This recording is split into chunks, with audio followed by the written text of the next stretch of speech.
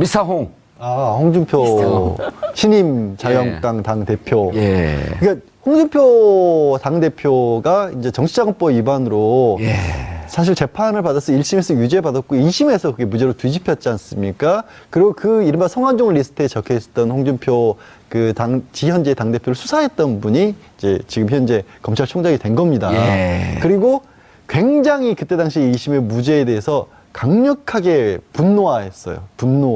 문무일. 문무일 현재 검찰총장 후보자가. 수사본부장이었었나요? 왜 그러냐면 그게 감정적인 어떤 게 아니라 그분의 말씀은 기존의 대법원 판례와 완전히 배치되는 거고 1심에서 인정이 됐던 증거들을 2심에서 완전히 증거를 배척하는 방법을 해서 무죄를 했는데 연결고리 하나를 그냥 뚝 끊어버렸다는 거예요. 근데 그 끊었던 연결고리가 이게 법리상으로 말이 안 되는 거다. 그래서 사실 그때 무죄가 나왔을 때 보도자료까지 다 준비를 해서 이거를 반박을 하려고 했었는데 대법원의 법리가 그동안의 법리와 어긋나는 부분이기 때문에 대법원에서 본인은 뒤집힐 거라고 생각을 하셨기 때문에 자제했다라는 식으로 말씀하셨거든요. 그러면 이분의 만약에 지금 홍 대표의 잠 못 이루는 밤이 이제 시작됐네요. 그러니까 검찰총장 후보자의 말씀이 맞다면 홍 대표는 정말 지금 홍 대표님이라고 좀 해주세요. 홍 대표님 오래 안 계실 것 같은데. 그렇게 말씀하시면 안 되죠 또. 그래도 제1야당 대표인데 문무일 그 검찰총장 후보자의 말이 맞다고 한다면. 그렇죠. 말이 맞다고 한다면 정말. 그러면 우리는 전제가 딱 있어요. 그렇죠. 그리고 이제 님자를 웬만해서 잘 안 붙이는 게 대표라는 게 공식 직함이니까. 그래요? 전 붙이고 싶어요. 존중해주고 싶어. 대표님. 또 악연이. 두 사람의 악연이 또 지난번에도 한번 있어요. 2004년에도 거슬러 올라가요. 그때 당시에도 아마 노무현 전 대통령 측근과 관련된 특검이 운영되고 있었을 때 홍준표 현재 당대표가 노무현 대통령과 관련된 비자금 의혹이라 하면서 그때 그 양도성 예금 증서 100억짜리인가를 들고 갔다고 합니다. 이 현재 그 검찰총장이 후보자인 문무일 당시 특검에게. 그랬을 때 이제 왜냐하면 연수원 기수로 4년이고 대학도 선배고 학은 영주포 의원이었죠. 그때 이게 면박을 주셨대요. 그 지금 문무일 후보자가. 그래요? 이거 위조된 건데 이런 거 가지고 왜 나한테 수사를 하라고 하냐.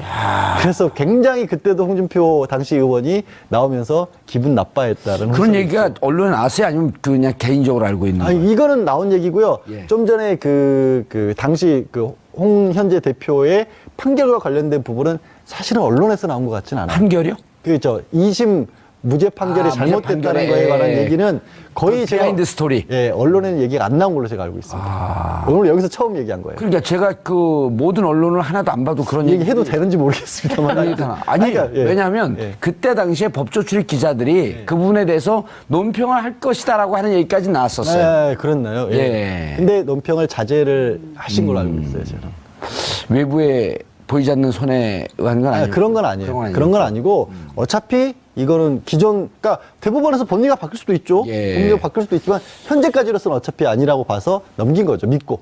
최재형 교수님. 그런데 그때 당시에 성완종 리스트도 총 7명인데. 그렇죠. 홍준표,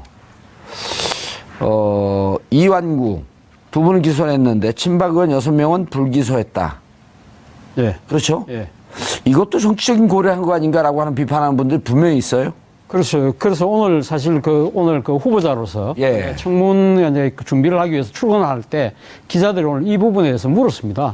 물으니까 이런 이야기를 했다고 그러면 정말 최선을 다했다. 사람이 할 수 있는 것은 다 했다. 사람이 할 수 있는 건 다 했다. 그래 지금 이야기를 했는데 본인 입장에서는 아마 또 역으로 또 이렇게 항변할 수도 있겠죠. 사실 당시 총리였던 이완구 총리, 현직 총리를 기소를 했다. 그러면 내가 자고우면하지 않고 했다는 것을 그대로 보여주는 것이 아니냐. 그런 이야기도 될 수 있는 것 같고요. 그리고 또 권력의 눈치를 보지 않았다. 권력의 눈치를 보지 않았다는 거죠. 그렇게 쉽게 얘기하지 자고우면한 게 전혀 없다. 이렇게 어렵게. 아니 제가 그분의 직접 화법을 그대로. 아니 그러니까 저분 지금 나오고 있어요. 화면에 나오고 있는데 눈은 선하게 생겼구만. 그 말씀을 책을 많이 읽으셨어요. 그래서 누가요? 고전 같은 걸 되게 많이 읽으셔서 저런 식의 화법들을 많이 쓰시는 편이세요. 그렇다고 해서 자고 우면 무슨 고전이라고 해. 다른 표현이에요, 저거. 그거 어렵다고 얘기해놓고 제가 얘기하니까 또 지금 107석이나 가지고 있는 자유한국당의 당대표가 우리 홍준표 대표가 되셨잖아요. 근데 이분의 비위 사실을 가장 속속들이 알고 있는 분이 문무일 후보자거든요.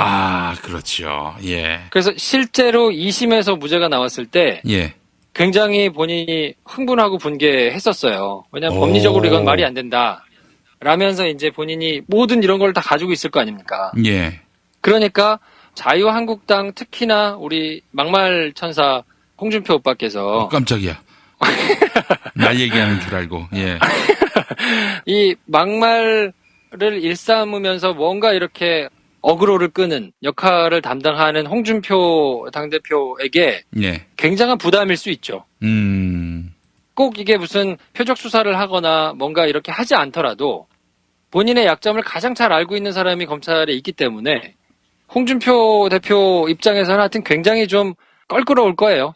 심정적으로. 그렇다면은 이제 지금 대법원까지 간 거 아닙니까? 그 홍준표 네. 새 대표의 것이. 이 단계에서는 뭐 검찰이 따로 손쓸 도리가 없는 거 아닙니까?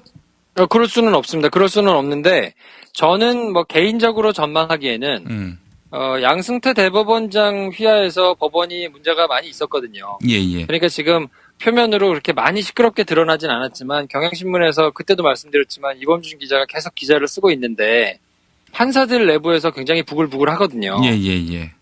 그렇기 때문에 법원의 기류도 이제 어느 정도 바뀔 거라고 보고요.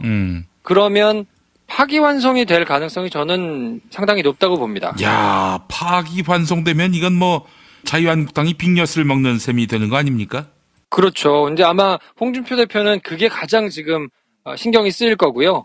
그렇게 해서 파기환송이 된다고 하면 그 재판의 공판 담당을 공소유지를 어쨌든 검찰에서 하거든요. 예. 근데 그 맥락을 잘 꿰고 있는 사람이 문무일 후보자이기 때문에 파기환송 된다고 하면 그 뒤에 돌아와서 대법원에서 유죄 취지로 파기환송을 한 것을 다시 무죄로 해가지고 법원이 올리는 경우는 잘 없거든요. 예. 그런 경우는 거의 없다고 보시면 됩니다.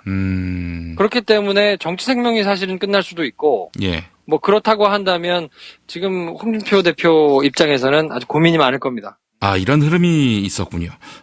홍준표 대표로서는 본인이 당대표가 된 날, 그 이튿날에 문무일 씨가 검찰총장 후보자가 된 상황. 매우 불쾌하겠어요. 그렇죠. 그리고 2004년에 기억하시는 분들이 있을지 모르겠는데, 예. 당시 노무현 대통령 측근 비리 의혹 사건에 이제 그 문무일 당시 부장검사가 이제 수사를 할 때, 예. 양도성 예금 증서를 하나 가지고, 그러니까 일종의 제보를 하러 갔었어요. 아, 이게 측근 무슨 저 비리에 관련된 CD다, 뭐 이러면서 이제 들고 갔다가. 아, 홍준표가? 네네네, 그렇죠. 그래서 직접 당시에 문무일 부장검사한테 그걸 갖다 줬어요. 이게 범죄 혐의가 있는 뭐 이런 거니까 수사를 해주시라 이러면서 갔는데, 예. 거기서 굉장히 세게 면박을 먹었어요.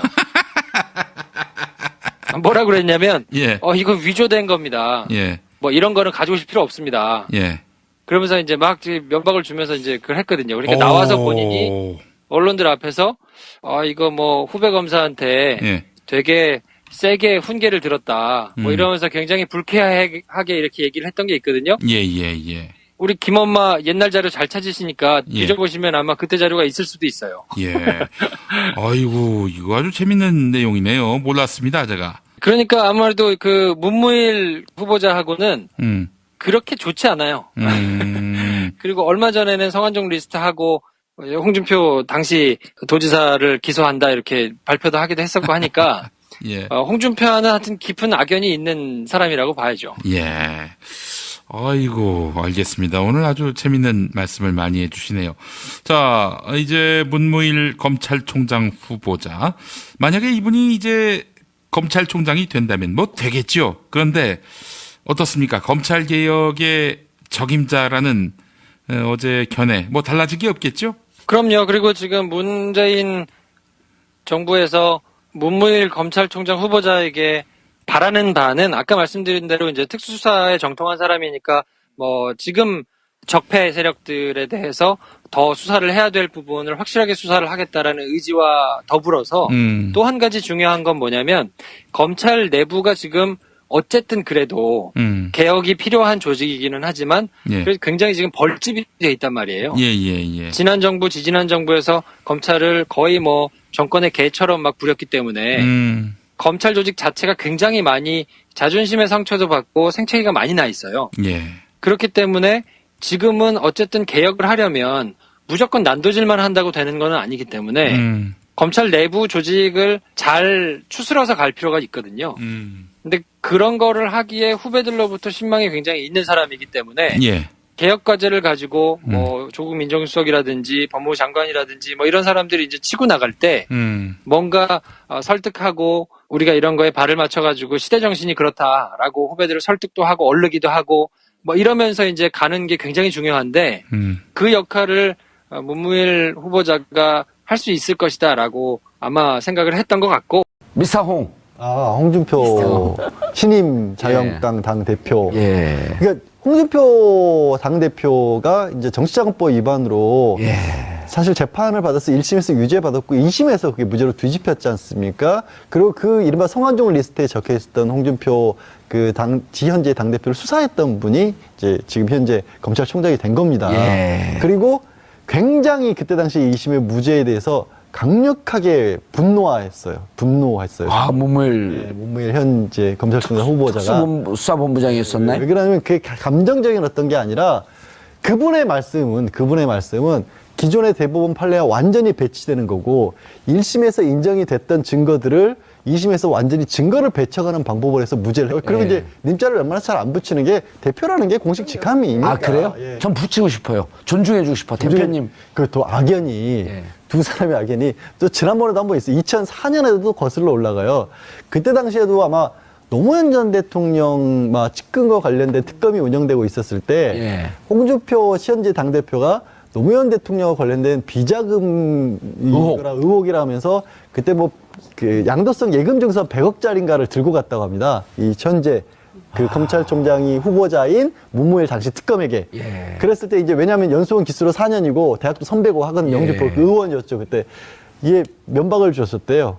그 지금 문무일 후보자가. 그래요? 이거 위조된 건데 이런 거 가지고 왜 나한테 수사를 하라고 하냐 했는데 연결고리 하나를 그냥 뚝 끊어버렸다는 거예요. 근데 그 끊었던 연결고리가 이게 법리상으로 말이 안 되는 거다. 그래서 사실 그때 무죄가 나왔을 때 보도자료까지 다 준비를 해서 이거를 반박을 하려고 했었는데 대법원의 법리가 그동안의 법리와 어긋나는 부분이기 때문에 대법원에서 본인은 뒤집힐 거라고 생각을 하셨기 때문에 자제했다라는 식으로 말씀을 하셨거든요. 그러면 이분의 만약에 지금 홍 대표의 잠 못 이루는 밤이 이제 시작됐네요. 그러니까 검찰총장 후보자의 말씀이 맞다면 홍 대표는 정말 지금 홍 대표님이라고 좀 해주세요. 홍 대표님 오래 안 계실 것 같은데.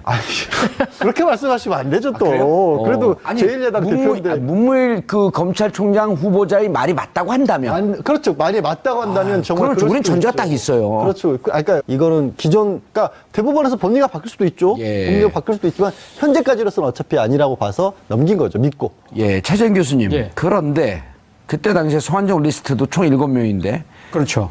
홍준표, 이완구 두 분은 기소했는데 친박 의원 6명은 불기소했다. 그렇죠? 이것도 정치적인 고려한 거 아닌가라고 하는 비판하는 분들 분명히 있어요. 그렇죠. 그래서 오늘 사실 오늘 후보자로서 청문 이제 준비를 하기 위해서 출근할 때 기자들이 오늘 이 부분에 대해서 물었습니다. 물으니까 이런 이야기를 했다고 그러면 정말 최선을 다했다. 사람이 할 수 있는 것은 다 했다. 사람 할 수 있는 건 다 했다. 그래 지금 이야기를 했는데 본인 입장에서는 아마 또 역으로 또 이렇게 항변할 수도 있겠죠. 사실 당시 그래서 굉장히 그때도 홍준표 당시 의원이 나오면서 기분 나빠했다는 그런 얘기가 언론에 나왔어요? 아니면 그냥 개인적으로 알고 있는 거예요? 이거는 나온 얘기고요. 좀 전에 당시 홍 현재 대표의 판결과 관련된 부분은 사실은 언론에서 나온 것 같지는 않아요. 판결이요? 그렇죠. 2심 무죄 판결이 잘못됐다는 거에 관한 얘기는 거의 제가 비하인드 스토리. 언론에는 얘기가 안 나온 걸로 제가 알고 있습니다. 오늘 여기서 처음 얘기한 거예요. 그러니까 제가 모든 언론을 하나도 안 봐도 그런 얘기 해도 되는지 모르겠습니다만. 왜냐하면 그때 당시에 법조 출입 기자들이 그분에 대해서 논평을 할 것이다라고 하는 얘기까지 나왔었어요. 그렇나요? 근데 논평을 자제를 하신 걸로 알고 있어요, 저는. 외부에 보이지 않는 손에 의한 건 아니고. 그런 건 아니에요. 그런 건 아니고 어차피